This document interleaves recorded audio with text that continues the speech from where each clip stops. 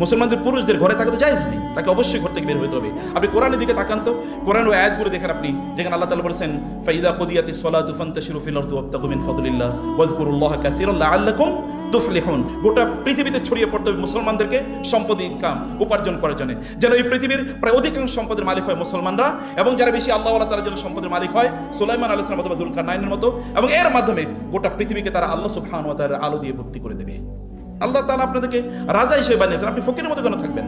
আপনি কেন ওরা আপনাকে এইড দেবে, ওরা আপনাকে কি বলে এটাকে অনুদান দেবে, সেই অনুদানের উপর ভিত্তি করে আপনি চলবেন কেন? এটা তো চলার কথা নয়।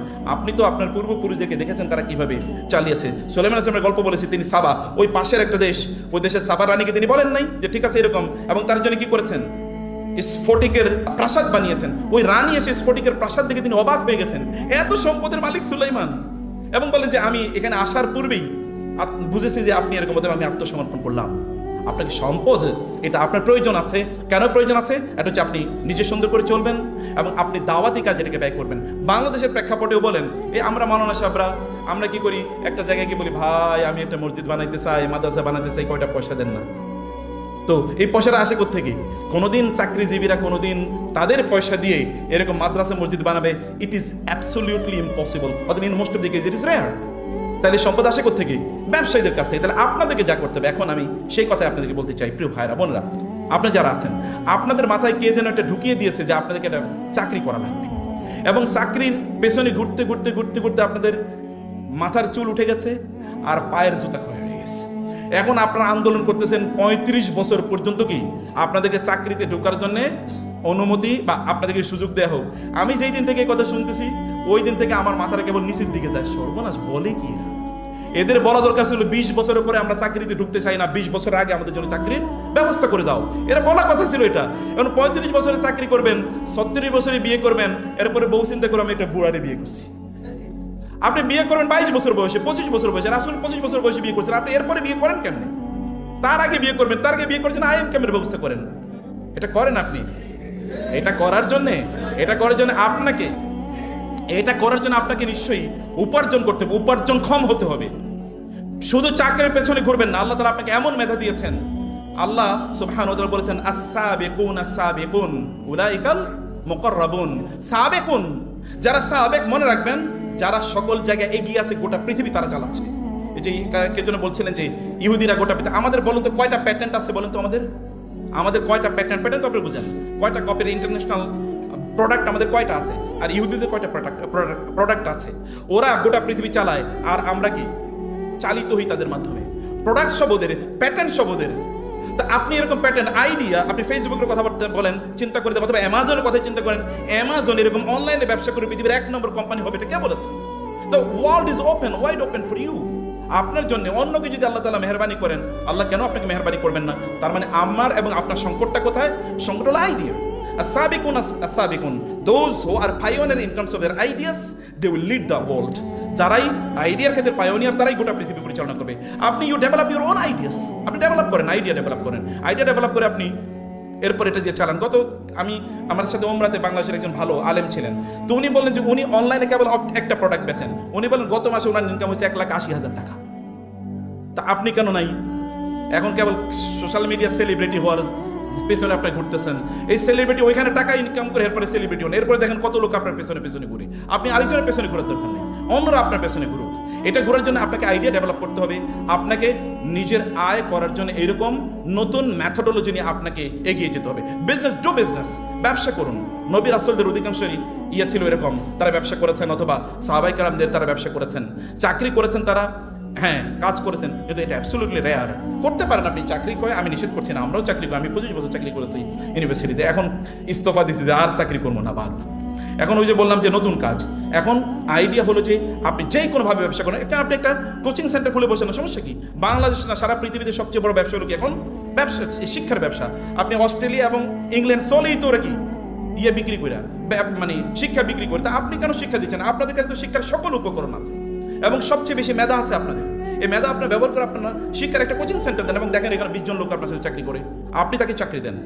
অথবা আপনি একটা স্কুল খোলেন, একটা ইংলিশ মিডিয়াম, অথবা একটা বাংলা, একটা ইসলামিক, এবং এটা দুটো মিলে একটি করেন, অথবা অন্য কোনো কিছু করেন, এবং অনলাইনে আপনি ব্যবসা শুরু করে দেন। আমি দেখছি একজনে মধু বিক্রি করে মাসে, গত কয়েকদিন আগে একজন আমাকে বললেন, বাংলাদেশে ভালো মানের একজন, তিনি আলেমও বটে, উনি অনলাইনে কেবল মধু আর বিক্রি করে, কি যেন এটা, ওই যে বাদাম বিক্রি করে, ওনার কালোজির হাবিজাবি বিক্রি করে, ওনার প্রতি মাসে শুধুমাত্র ফেসবুকে বুস্টিং এর জন্য কষ্ট আছে 50 লক্ষ টাকা। এখন আপনি বলেন তাহলে কয় টাকা আপনি ইনকাম করবেন? আপনি কত টাকা ইনকাম করে আপনি 50 লাখ টাকা কত বছর ইনকাম করবেন? আমি তো মনে হয় যে আমি 20 বছরে 50 লাখ ইনকাম করছি কিনা জানি না, 20 বছরে 50 লাখ টাকা ইনকাম করছি কিনা আমি জানি না। তো do your business, develop your own ideas and your own products, এটা আপনি করেন। ওরা করেছে, ওরা দেখেন না হাবিজাবি জিনিসের প্রোডাক্ট বানিয়ে ফেলছে এবং আপনাদের সব টাকা পয়সা তারা নিয়ে যাচ্ছে, আপনি ওটা করেন। কোনো এক সময় 1988 আমি শুনেছিলাম চায়নার বেইজিংয়ে নাকি 2টা বা 3টা গাড়ি ওইখানে পাওয়া যেত, মানে ওইখানে গাড়িও পাওয়া যেত না। এখন চায়নাতে প্রতিদিন যেই পরিমাণ বিল্ডিং হয়, ওই বিল্ডিং দিয়ে একটা শহর বানানো যায়, ঢাকা শহরের সমান প্রতিদিন যে পরিমাণ হয়। এবং ওদের গ্রাম অঞ্চলে পাজেরো ছাড়া, ওইখানকার গ্রাম অঞ্চলে যারা থাকে ওরাও পাজেরো ছাড়া চলে না, মানে এরকম একটা অবস্থা দাঁড়িয়েছে। কি দিয়ে করেছে তারা? যেটাই দিয়ে করেছে আপনাকে এটা করতে হবে। এবং আপনাদের পূর্বপুরুষরা তাই ছিল। 1200 বছর জুড়ে মুসলমানরা গোটা পৃথিবীতে ব্যবসার ক্ষেত্রে তারা নিয়ন্ত্রণ করেছে। 1200 বছর ওনারা চিনতো না ব্যবসা, মুসলমানরা তাদেরকে শিখিয়েছে যে এটা হচ্ছে ব্যবসা। যখন মুসলমানরা আপনার যে ইন্ডিয়ান ওশান অথবা আটলান্টিক ওশান, অথবা যদি আপনি বলেন বে অফ বেঙ্গল, অথবা যদি এরাব মানে গালফস, আপনি যদি সি এর কথা বলেন, অথবা মানে মাটিটাই এরকম, তাহলে সেখানে হয়েছে কি? লিইলাফি কুরাইশিন ইলাফিহিম রিহলাতাশ শিতাই ওয়াস সাইফ। শুনুন, ব্যবসার কথা শুনেন। আল্লাহ সুবহানাহু বলেছেন তোমরা এটা করো। তোমাদেরকে কি আমি দেই নাই ব্যবসার সুযোগ করে দেই নাই? ফালিয়াবুদু রাব্ব হাযাল বাইতিল্লাযী আত'আমাহুম মিন জু'। এরা না খেয়ে মারা যাওয়ার কথা ছিল। ওয়া আমানাহুম মিন খাউফ, নিরাপত্তার অভাবে এগুলো মারা যাওয়ার কথা ছিল। কিন্তু আল্লাহ তাআলা বলেন দুইটার ব্লেন্ডিং আমি করেছি।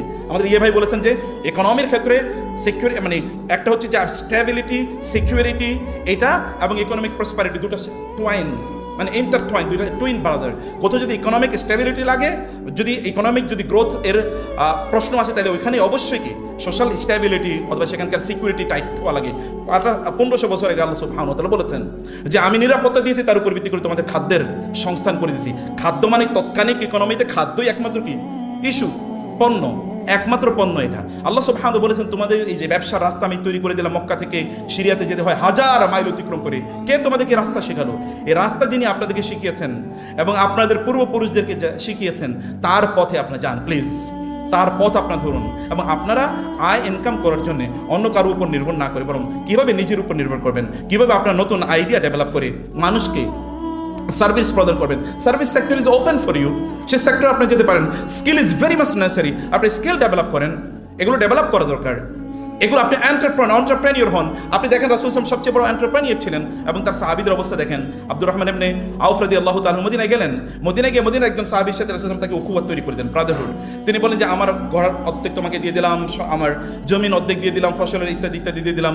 তিনি বলেন না, আমার কিছু দেওয়া লাগবে না, একটু বাজারের রাস্তাটা দেখিয়ে দাও। তিনি বাজারের রাস্তায় গেলেন, বাজারের রাস্তায় গিয়ে এবং তিনি কি ক্রেডিটে জিনিস নিয়ে এরপরে বাজারে বেচতেছেন। এই তুমি আমার একটু দাও, খেজুর দাও, আমি তোমার 2 ঘন্টা পরে এটা টাকা পে করছি। তিনি এবার এটা ফেরি করে অন্য জায়গায় বিক্রি করেছেন। এরপরে তার কিছু টাকা পয়সা হয়ে গেল। হয়ে যাওয়ার পরে তিনি 1-2 বছর পরে মদিনার সবচেয়ে বড় ধনী হয়ে গেছেন। এটা লিভিং এক্সাম্পল, এটা তো সাহাবায়ে কেরামের এক্সাম্পল আপনার সামনে আছে। এটা আপনি example, you can follow this examples. এগুলো অসম্ভব কোনো কিছু না, এটা অসম্ভব কোনো কিছু না। এটা আপনি চাইলে, কেবল আপনার দরকার কি? আপনার দরকার হলো কেবল একটু আইডিয়াটাকে ডেভেলপ করা, চিন্তা করার সময় নাই, আপনি একটু ব্রেনটাকে খাটান না। ভেরি ডাইনামিক, আল্লাহ তাআলা যে ব্রেন আপনাকে দিয়েছেন এত ডাইনামিক, পৃথিবীর সুপার কম্পিউটারগুলো একত্রিত করলে আপনার ব্রেনের সমান হয় না।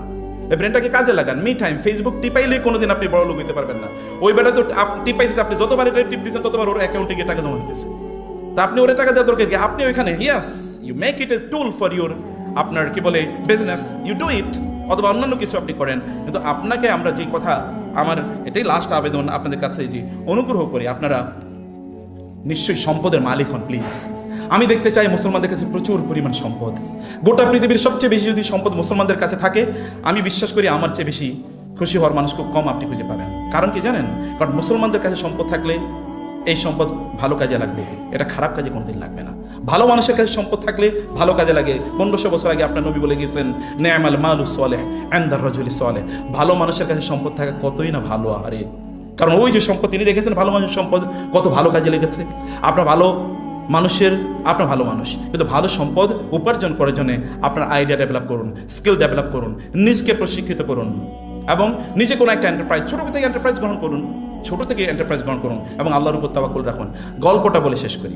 আপনার আলবাইক খাইছেন, মানে আরবে, সৌদি আরবে গিয়েছেন কারা কারা? আচ্ছা মাশাআল্লাহ, একজন গেছে।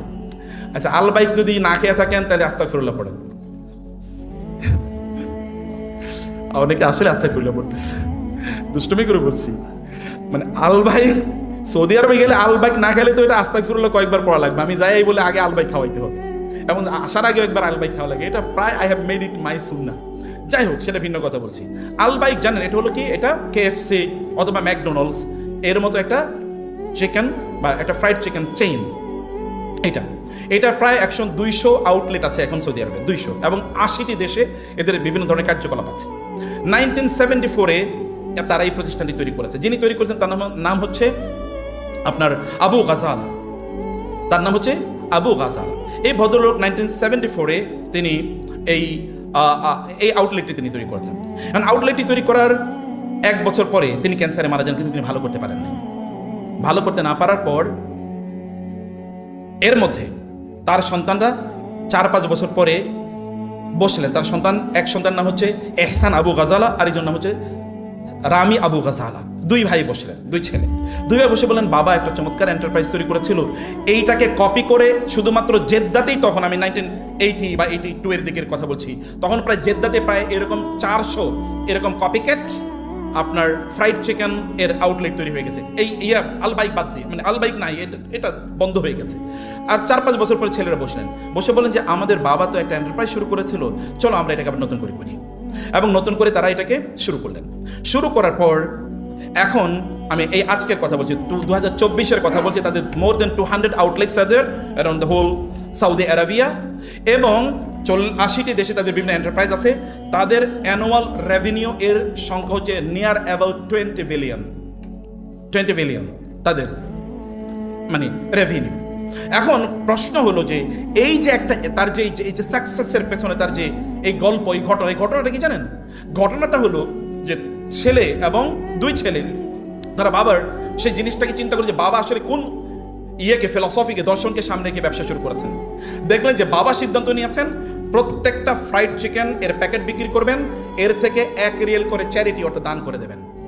That is the secret behind this huge mammoth growth of this industry. এবং that is not only copied. আপনি যদি এখনো মক্কায় যান, মদিনায় যান, মক্কা টাওয়ারে দেখবেন একদিকে আলবাইকের ছোট্ট একটা দোকান, এই যে এরকম, মানে এটা হচ্ছে পূর্ব দিকে হচ্ছে ম্যাকডোনাল্ডসের আর পশ্চিম দিকে হলো কি আলবাইকের দোকান। আলবাইকের এখানে লাইন হচ্ছে 1000 লোকের, ম্যাকডোনাল্ডসে ওরা বসে বসে মাসি মারে। সৌদি আরব জুড়ে ম্যাকডোনাল্ডস এবং কেএফসি ওগুলো প্রায় প্রতিদিন কাঁদে। আলবাইকের এখানে কোনো একটা ওরা ধরেন আউটলেট তৈরি করার জন্য হয়তো তাদের 1 মিলিয়ন ধরেন হয়তো বা সৌদি ইউরো, মানে সৌদি রিয়াল তাদের হয়তো বা ইনভেস্টমেন্ট হয়েছে। আর ম্যাকডোনাল্ড অথবা করার জন্য হয়তো তারা 15-20 মিলিয়ন ওইখানে ইনভেস্ট করেছে। ওইখানে ওরা মাসি মারে আর এরা এখানে হাজার দাঁড়িয়ে থাকে লাইনে।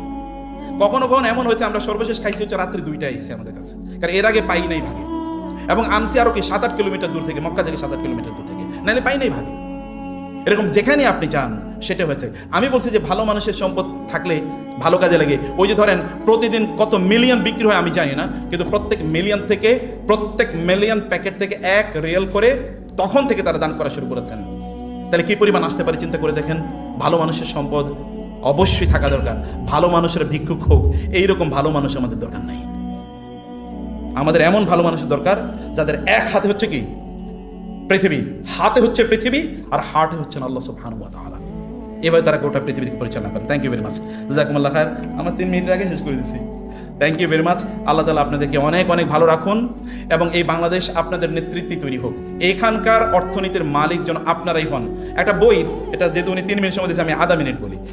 দি confession of an economic hitman, বইটার নাম কি বলছি? The confession of an economic hitman. বইটা পড়বেন, এটা অনলাইনে অ্যাভেলেবল। এই ইকোনমিক হিটম্যান এটা হচ্ছে আমেরিকা কিছু লোককে নিয়োগ করে দিয়েছে। ইকোনমিক হিটম্যান নামের অর্থই দেখেন, ইকোনমিক কিছু লোক তৈরি করে দিয়েছে। এরা হচ্ছে আপনার ফাইন্যান্স কনসালট্যান্ট।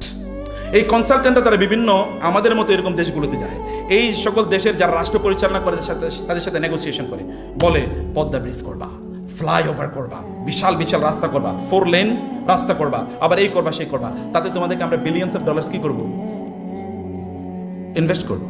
তো বিলিয়ন্স অফ ডলার্স ইনভেস্ট করলে কি হবে, তোমার সাথে আমার নেগোসিয়েশন হবে, 10% তোমার, 20% তোমার, বা 30% তোমার। তাই তুমি ধরো 5 বিলিয়ন অথবা এরকম বিলিয়ন তুমি মোটামুটি এখান থেকে সরাই দিতে পারবা।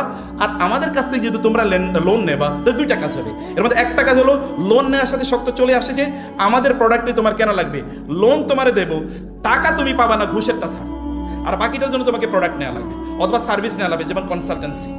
ঠিক আছে? আর কিন্তু এটা হলো একটা ডেল, যে তুমিও পাইলা আমরাও পাইলাম। আর 2 নম্বর হলো ওই দেশের সাথে আপনার চুক্তি হয়ে গেল, যে কি চুক্তি, এবার দাসত্বের চুক্তি, তার বাইরে আপনি যাইতে পারবেন না, নাহলে রশি ধরে টান দেবে। ওই যে ভাই বলছিলেন যে 70 ইয়ার্স লাগবে আমাদের ঋণ পরিশোধ করতে, 70 ইয়ার্স ও 72 ইয়ার্স, এটা কিন্তু দস্তখত দিয়ে আনা হয়েছে যে এর মধ্যে আমাদের বিরুদ্ধে কোনো কথা কইতে পারবেন না। দ্য কনফেশন তিনি বলেছেন আফ্রিকা জুড়ে, এশিয়া জুড়ে আমেরিকার এই ঋণের জালে আমরা বন্দি করে রেখেছি প্রায় প্রতিটি দেশকে। অতএব যখনই আমি দেখি যে ব্রিজ হচ্ছে, কালভার্ট হচ্ছে, বিশাল রাস্তা হচ্ছে, তখনই আমার মনটা কেঁদে ওঠে। আমি জানি যে এটাই হচ্ছে দুর্নীতি করার কি একমাত্র রাস্তা। এর মাধ্যমে দুর্নীতি হয়, এর মাধ্যমে রাষ্ট্রের সম্পদ লুট হয়ে যায়। কারণ এইরকম ব্রিজ করা যায়, কালভার্ট, এই যে ধরেন এক্সপ্রেসওয়ে, গতকাল একজন আমাদেরকে বলছে খুব তৃপ্তি, ঠিক ভাই আপনারা এদের দোষ দেখেন। আমি যখন নিকেতন থেকে এয়ারপোর্টে চলে যাই 5 মিনিটে, তখন তো আমার মনে আলহামদুলিল্লাহ।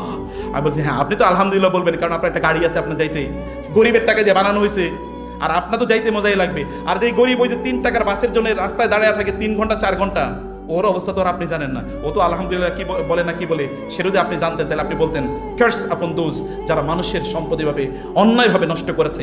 এই জাতীয় তথাকথিত লাক্সারিয়াস জিনিস তৈরি করার মাধ্যমে দেশকে ধ্বংস করা, দেশের ইকোনমিকে ধ্বংস করা এবং গরিব মানুষকে ধ্বংস করে দেওয়ার জন্য, রাষ্ট্রকে একটা ফেইল্ড স্টেটে পরিণত করার জন্য।